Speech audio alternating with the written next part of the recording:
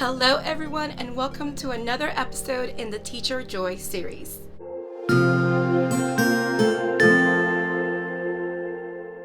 Welcome. If you're new to my channel, my name is Marily Sanchez and I'm a 4th grade teacher in South Florida, and I am doing the Teacher Joy series in collaboration with Sharidan from Excellently Elementary.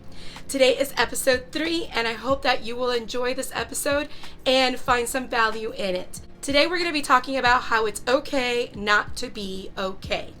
And I just want to kind of give you a little background before we get into this topic, because this is a very important topic that Sharidan and I wanted to address in this Teacher Joy series.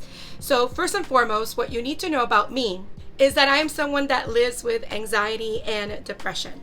I have had experiences in the past where well-meaning people said things to me that I know they were saying it because they wanted to be helpful, but in the end, the comments that they said to me actually ended up being hurtful and not really helpful in my case. And maybe you are someone like me who has experienced that. When we are going through challenging moments in our lives, we might have people say things to us, and I know, and we know, that they're coming from a very good place, but the words are actually not validating what we were feeling at that moment. So that's why we wanted to make sure we talk about this topic. Now, I do want to say that I know that the people in my life that said these things to me came from a place of trying to be helpful, but a lot of people don't know that when you're in a very challenging situation and you may not be feeling your best, those words actually end up making you feel worse about the situation that you're in. Some of these words included phrases like, "There's someone who has it worse than you. It can't be that bad. Everyone has bad days. Just calm down. Remember to breathe. You shouldn't worry about that." Other times, these well-meaning people would say phrases or words that ended up being more in the toxic positivity end of things. And these are some of the things that they would say that are in the realm of toxic positivity. "Don't be so negative. Good vibes only. Everything happens for a reason. You should be grateful for what you have. Just stay positive. Happiness is a choice." Now, I do want to say that positivity in general can be very beneficial, but when positivity turns into toxic positivity is when you're trying to have that person push or suppress their feelings down, or just dismiss their feelings and just think positively instead of validating their feelings. Because let's face it, when we push our feelings to the side or push them down, suppress them, and we don't really validate what we are feeling in that moment, it ends up just being like a pressure cooker. We build it up, build it up, build it up until we can't anymore, and we end up having an explosion of emotions. So it is very important that, yes, these phrases can be very positive when used in the correct frame and not being done in a way where you are dismissing the person's feelings, or you're telling them, "Oh, you shouldn't feel that way." You don't validate their feelings. That's when it can turn into toxic positivity. So let's go into defining what is toxic positivity so that we get a better picture of it. So toxic positivity refers to the overemphasis on positive thinking and the avoidance or denial of negative emotions or experiences. It can be dismissive of genuine feelings and can invalidate someone's struggles. So it's very important that as we are day to day, interacting with different people and they're expressing struggles, they're expressing challenges in their lives, they're not feeling their best, we do not just bombard them with toxic positivity. Instead, we try to be there for them, listen to them, and validate their emotions. We really need to be mindful about the words that we say to someone who may be struggling. So what are some of the ways that we can be mindful to someone that is experiencing a struggle or a challenge? Well, first of all, we should validate their feelings with empathy and compassion. This is an important part of providing support and understanding to the person that is going through the challenging experience or struggle. The truth is that it's okay not to be okay. We don't have to be happy all the time. Happiness is an emotion, it's a feeling, and feelings come and go, they fade. So when we are going through different situations in our lives that are difficult, that are a challenge, we shouldn't just try to, tell ourselves through our brain, "You shouldn't be feeling like this. You need to be happy. You need to think positive. You should be grateful." We need to think about, why am I feeling this way? What is the feeling I am thinking of? Where is this coming from? And be more accepting and understanding towards ourselves. Not every single moment of our lives is going to be unicorns and rainbows. That's the truth. Challenges are going to come and they're going to go. You and I may be going through a challenging time right now, or a struggle, a personal struggle, a work struggle, an emotional struggle, or if we're not, it will happen because that's all part of being human. The important thing is to validate those feelings and not suppress them. So what do we mean when we say it's okay to not be okay? So we can be more focused on that phrase. Well, basically, when we tell ourselves that, hey, you know what, it's okay to not be okay. In that moment, we are expressing understanding and acceptance of whatever we may be feeling at that time. This is a phrase that acknowledges that everyone goes through tough times. And it's important to recognize and accept those feelings rather than trying to suppress or ignore them. To say, hey, it's okay not to be okay, is a compassionate and empathetic statement that acknowledges the complexity of human emotions and encourages a culture of understanding and support. It is a reminder that everyone deserves care and compassion, especially during difficult times. This brings me back to last school year, which you all know by now if you've been following my channel. I actually did not vlog all of last school year. I did film. I want to say I did vlog, but I didn't post anything on YouTube. I was going through a very challenging school year. And as I have talked to different teachers here and there, I have discovered that I'm not the only one that had a challenging school year. Maybe you are an educator yourself and you also didn't have a very great school year last year, and there were many challenges involved. I had many health concerns that popped up, emotional challenges with the day-to-day teaching life, and it really took a toll on me. And if I would have told myself, snap out of it, just be happy or just be grateful for what you have, instead of validating how I was feeling and then trying to address those feelings with compassion and understanding towards myself, and also being able to go to supportive people that I know would understand what I was going through, I don't think I would have made it through that last school year the way that I did, let alone been able to come back to YouTube and share my experience and continue to film and share ideas with others.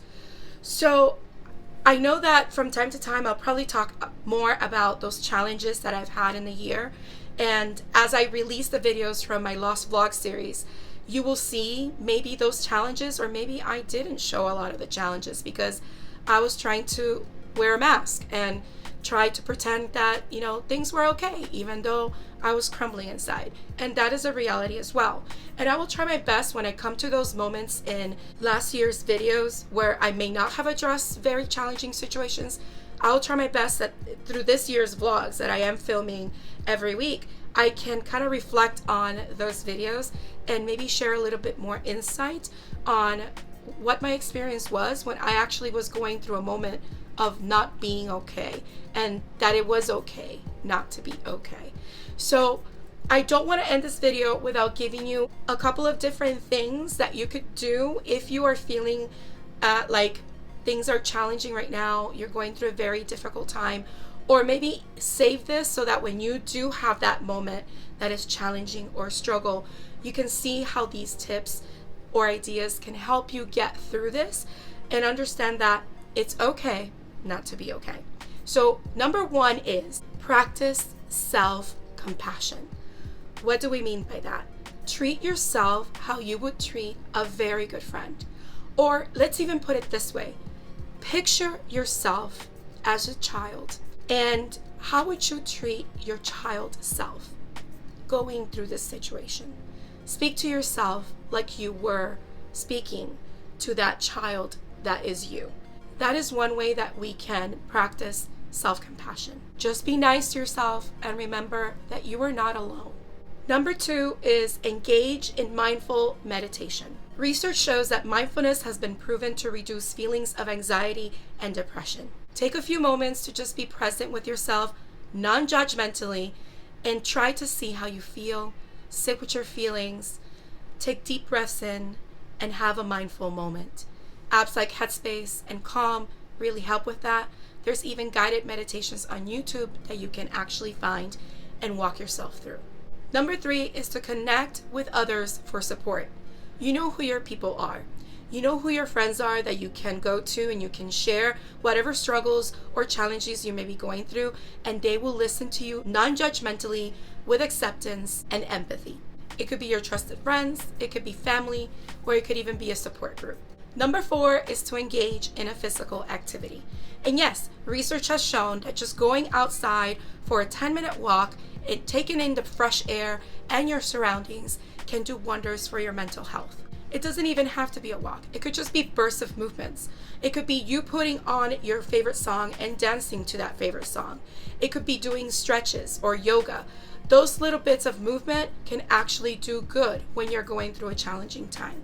Number 5 is to practice emotional regulation skills. Some ways to do this include taking a deep breath in, counting slowly from 1 to 10, using positive self-talk, like telling yourself out loud, "You're okay, you can handle this, let's find a solution."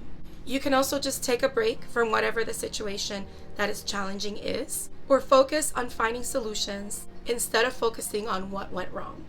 Number 6 is to engage in meaningful activities. These could be hobbies or activities or volunteering that can bring some joy into your life. It could include journaling, drawing, painting. I have actually in the past gone to Painting with a Twist, which is a place where they guide you through a whole painting and you can bring snacks and refreshments and have a good time. It could also be just spending quality time with your loved ones. And number 7 is to seek professional help if needed. If you go through a long period of time where you're still feeling really bad and down, it might be good to seek professional help, whether it is through therapy or counseling. Research shows that going to see a therapist through talk therapy or seeing a counselor and speaking to them has been effective in improving mental health. So I know this topic today was more on the serious side, but also showing some glimmers of hope with what can be done when we're going through challenging times, because the truth is, we are human, and although we like to seek joy in and out of whatever experiences we're going in through, it's okay to have periods of time in our lives where we're just not okay, and validate those feelings with empathy, caring, understanding, and support towards yourself. Remember self-compassion.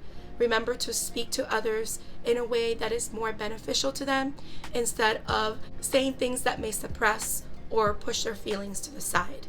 So what are some of those things that you can tell your friend or someone you love who may be going through a difficult time that is not in the realm of toxic positivity?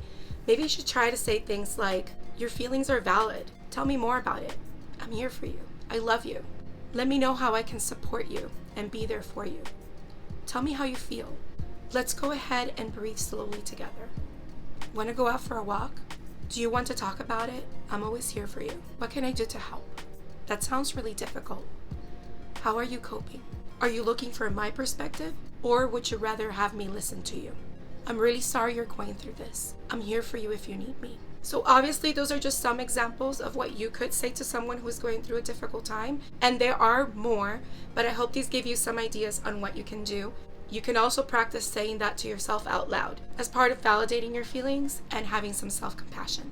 So I hope you can walk away from this video with some really great tools and really great ways of reflecting on experiences that you may have that may be difficult, or maybe this is helpful to someone that you know that may be going through a challenging time. And make sure you check out Sharidan's video as well so that you can listen to what she shares about this topic, and stay with us for next time when we share another episode in our Teacher Joy series. Thank you so much for coming along with me. If you have any insights and you would like to share any comments, please leave them down below. Also, if you enjoyed this video and found some value in it, hit the like button.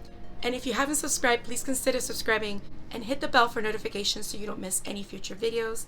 I hope you have a beautiful, magical day, and don't forget to smile. Hello dreamers, wishers, and magical thinkers. Thank you so much for making it to the very end of this video and for showing your support. If you'd like to subscribe, you can do so by clicking on my picture down here. You can also check out my latest videos here and here. Don't forget to believe in the magic that's inside you, because you are capable of great things. See you next time.